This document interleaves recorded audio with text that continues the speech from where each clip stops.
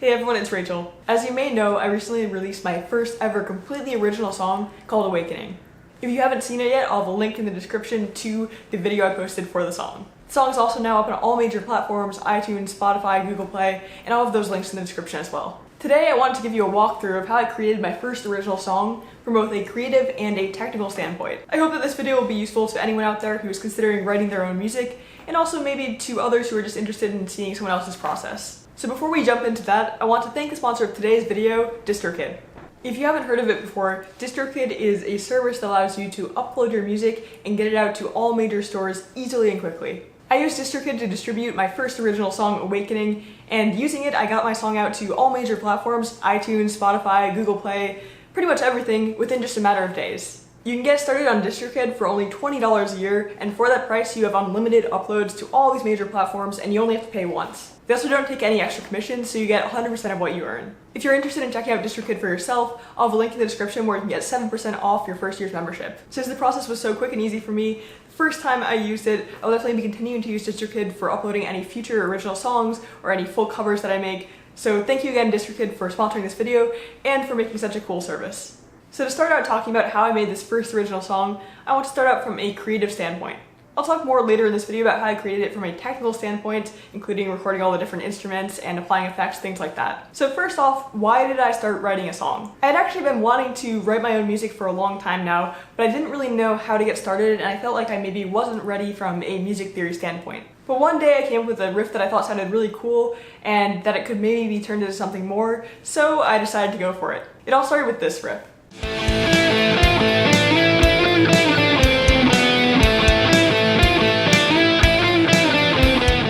Once I had decided that I really wanted to turn this riff into something more and make my first original song, I also realized that I really had no idea what I was doing. I had never written a song before, I never added drums or bass, so there was a lot that I had to learn. To get started on this creative process, I decided it might be a good idea to listen to some of the bands that I really love. I tried critically listening to a bunch of bands like Ghost, Nightwish, a bunch of others as well, just to see how they structure their songs generally. Now this is still a work in progress. I'm still trying to critically analyze other band songs to figure out how they really work and flow, but it definitely helped me figure out the structure for my first original song. So once I had spent a little bit of time on that and thinking about how songs might be structured, I decided to just start experimenting with what I had. This whole songwriting process for me was really about a lot of experimenting and trying different things and finding something that I liked and then adding it to the song. When I came up with my initial riff and power chords that would make the base of the song, I wasn't actually really thinking about any music theory. When I was analyzing the riff, thinking about what could go along with it in other parts of the song, I did realize that I was using the A minor harmonic scale, so that kind of helped to inform future decisions as I was going along with the songwriting process. I want to emphasize that you don't need to know music theory to start writing music. It certainly helps and will make things faster and potentially easier, but you can definitely do it with limited theory like I did here. So don't let that hold you back. It's definitely good to learn, but don't let it stop you from starting out. Quick interlude, while this jacket does look very cool, it is actually getting pretty hot in here, so I'm going to remove it for the rest of the video. So at this point, when I just had that basic riff, I decided that I should start recording and getting ideas down. I opened up Reaper and I set the tempo to just the default of 120 beats per minute because I didn't really know what else I wanted to do here. I'd never really done something like this before, and that seemed like it would work. I set up some really basic backing drums just to give myself a sense of tempo, and later I would also use a metronome as well. At this point I recorded what I had in my head at that time. I had the main riff, maybe a second riff as well, and then I also recorded some backing rhythm guitar to that main riff just to make it more interesting and full since it was only an instrumental track. I actually saved this project periodically in different files over time, so I can actually show you right now what that first version of the song sounded like. Let's check it out.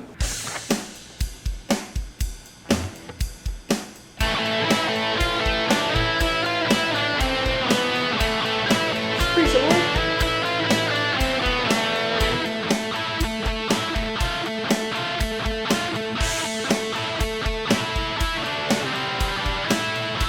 A little different than the final version.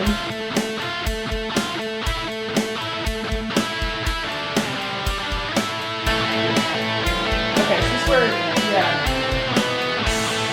This harmony is a little different than my final version.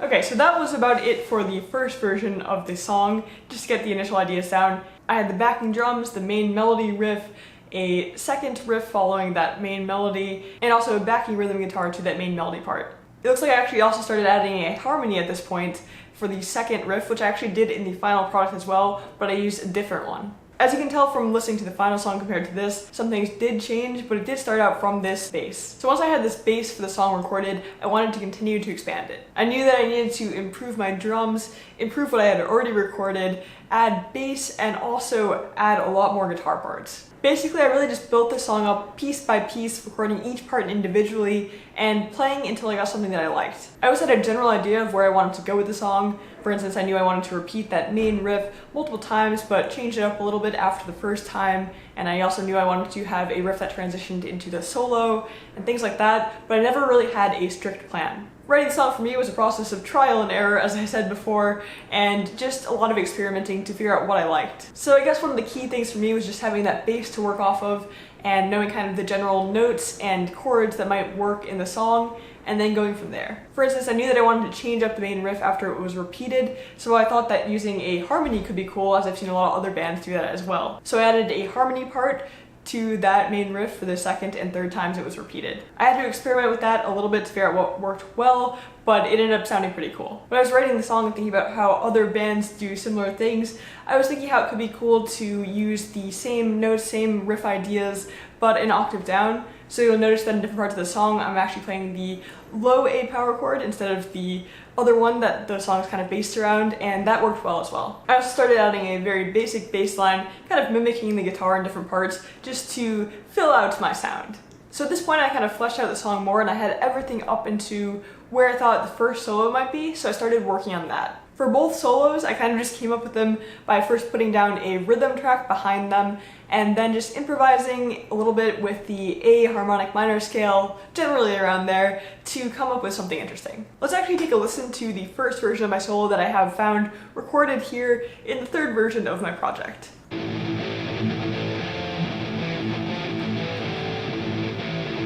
that's the lead into the solo.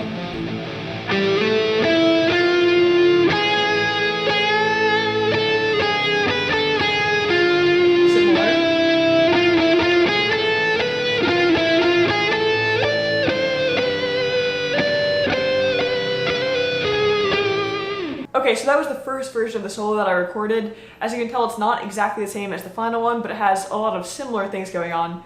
So you can see that I recorded that first version and then went from there, changed different parts of it, and really made it into something that I liked. The same thing happened for the second solo. I just recorded myself improvising, came with parts that I liked, and then polished it from there. Again, it was really that process of recording piece by piece and putting things together that I thought worked well for me. From there, I added a second solo in a very similar manner to the first one. I thought about transitions between different parts of the songs and making sure that they could go back to that main riff seamlessly. And yeah, I just continued to flesh out the song and make it sound good to me. Once I had pretty much the whole song recorded, I also started changing some parts a little bit. I changed some of the rhythm guitar to make it more interesting. I added more bass, and I changed up some of the drum lines. One of the most tricky parts for me was actually figuring out how to end the song and how to transition into the end. I'm not sure that I did this perfectly here, and I think it could be improved in the future, but I kind of went with the idea of reversing the intro and then kind of closing out the same way it came in. So I'm not sure how well that worked, but I think it worked well enough. I actually got this idea because I had been listening to and playing along with Enter Sandman by Metallica, which uses kind of a similar idea where they reverse the intro riff to close out the song, and I thought that was really cool. I didn't do it exactly the same, but that's where I got the inspiration. So once this was all done and I had this full song, full 3 minutes, everything recorded, I went back through and started re-recording parts that I thought could be played a little bit more cleanly. So that's pretty much my whole creative process when I was recording this song. It was basically a lot of experimenting, trying to piece different parts together and make it all sound cohesive. I guess my number one tip here for anyone who's considering starting writing music is that you don't have to know what you're doing to start out. You'll be able to figure it out along the way, piecing things together, experimenting, having fun, and you'll learn a lot in the process. I still have a lot to learn, of course, but it was a really great first experience. So now let's jump into talking about how I created the song from a technical standpoint and how I added some finishing touches to it. I did already in the past make an in-detail video on how to record guitar, and I'll have that linked in the description if you'd like to see anything in more detail. For this video, I'm just going to give an overview as to how I recorded my guitar, how I applied effects, and how I mixed and mastered it. So to start out, let's talk about how I recorded the guitars. I recorded my guitars through the direct input from my Yamaha THR-10 amp, which acts as an audio interface, and then I applied effects to them via Bias FX in Reaper. I also double tracked all of my rhythm guitar parts, so that means I recorded the guitars twice and I panned one take completely right and one take completely left, which gives you a more full sound.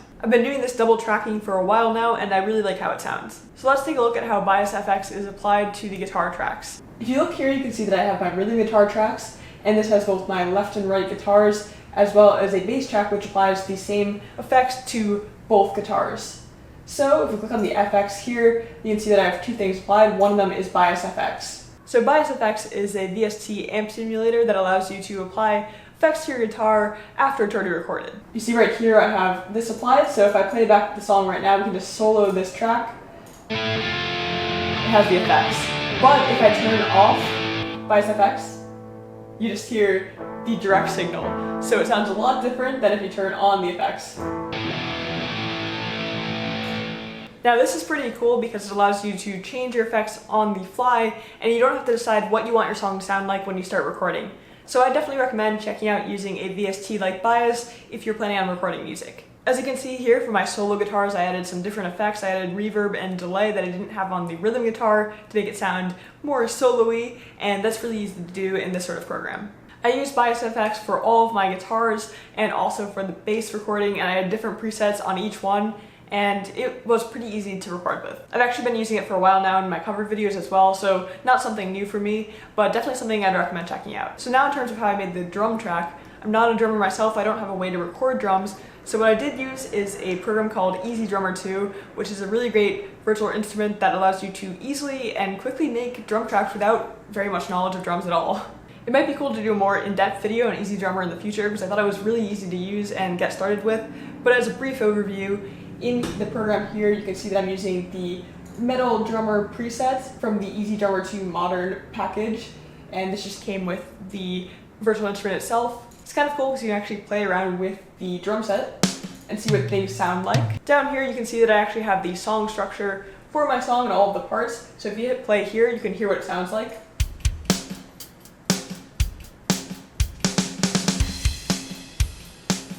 Piecing together the drum track wasn't actually that bad for me, even though I know nothing about drums, because EasyDrummer made it easy with this feature called Song Creator. So if you have your initial beat that you like, you can just drag it in right here, and then it shows you a bunch of different parts that would work well with that beat. So you have your intro, verse, pre-chorus, and so on. And that makes it really easy to construct a whole song just by looking at the different parts here, playing around with them, and dragging them into your timeline, and then putting them in the actual song. There are a lot of features that I could talk about here with EasyDrummer 2, but I don't want to do that in this video, so if you'd like to see more on it, let me know. But overall, it was just really easy to work with, and I definitely recommend checking it out if you're looking for a way to produce high-quality drum tracks without actually knowing that much about drums. So now let's take a look at some other things that I had to do to polish up the song. One thing I had to do was change the volumes of different parts throughout the song. So during the solo, for instance, I needed to lower the volume of the rhythm guitar so that the solo could stand out without dramatically changing the volume. And there were also parts where I had a harmony going on as well as the main part, so I had to change the volume levels there as well. So you can see that right here with the first solo.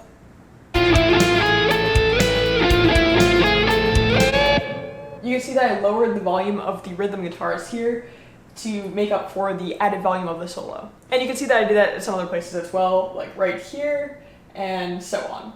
There are also some points where I changed the panning of different parts of the song, so the harmony was more in the left or right side, and you can see that with these pans here as well. I also had to do some work to make sure that nothing was clipping and that all of the levels make sense, and you can see that here, nothing is clipping.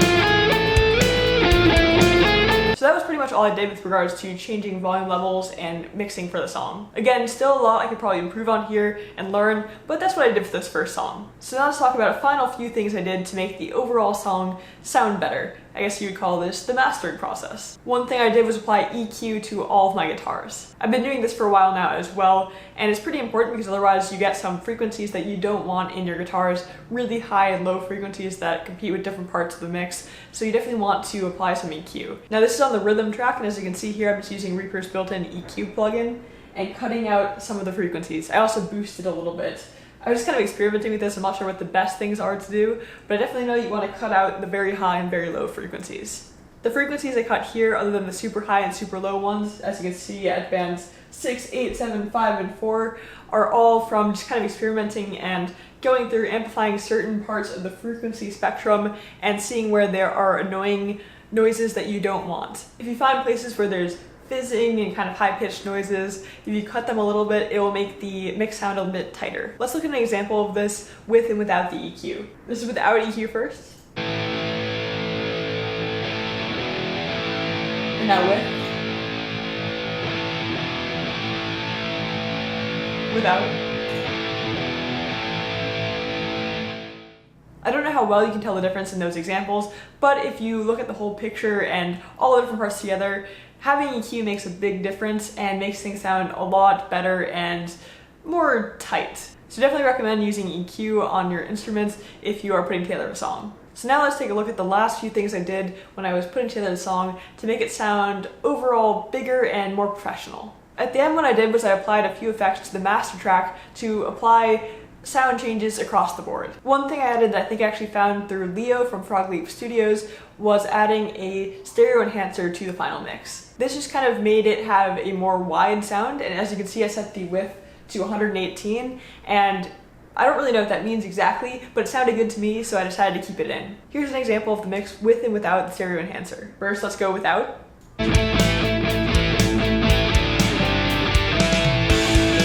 Now with.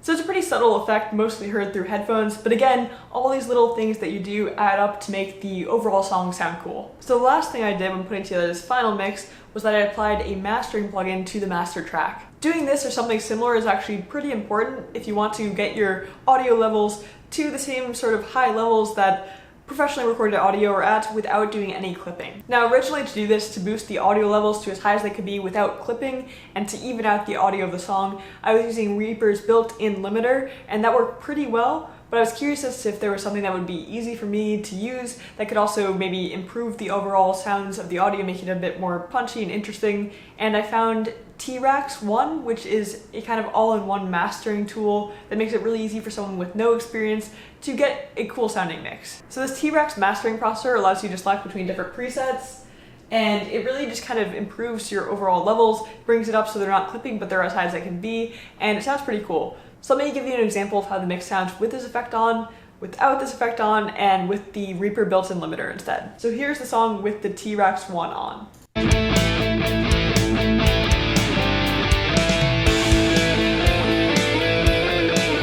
And here's it off. As you can see, it's a lot more quiet. And then on. So now let's see what it sounds like with the built-in Reaper limiter.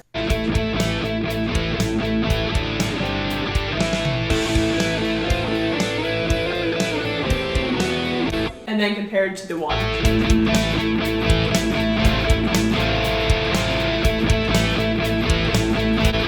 So I think you can tell that the T-Rax 1 makes the mix sound a lot louder. Still no clipping, but it's definitely a lot louder, and it brings it up to the levels of professionally recorded audio. I also like how it sounds overall, and while the built-in limiter does work, this just adds a little more to it, and it's pretty easy to use if you have no idea what you're doing like me. I'm sure if you knew what you're doing on your own, you could make things that sound better than using this all-in-one mastering plugin, but if you're someone like me who doesn't know that much yet about mastering, this seems to be a great tool for kind of getting it all done at once without knowing that much about how it actually works. So I think that's about it for the technical side of how I recorded my song. Obviously there's a lot more things we could talk about here and a lot more detail to go into, but I didn't want to make this video too long. So if you have any areas in particular that you'd like me to cover, please let me know in the comments. Quickly to recap the different tools that I used my THR-10 as an audio interface, Reaper for recording and editing things, I used Bias FX for guitar tones, I used EasyDrummer 2 for my drums, and I used T-Rax 1 for my mastering. I also used some Reaper plugins for EQ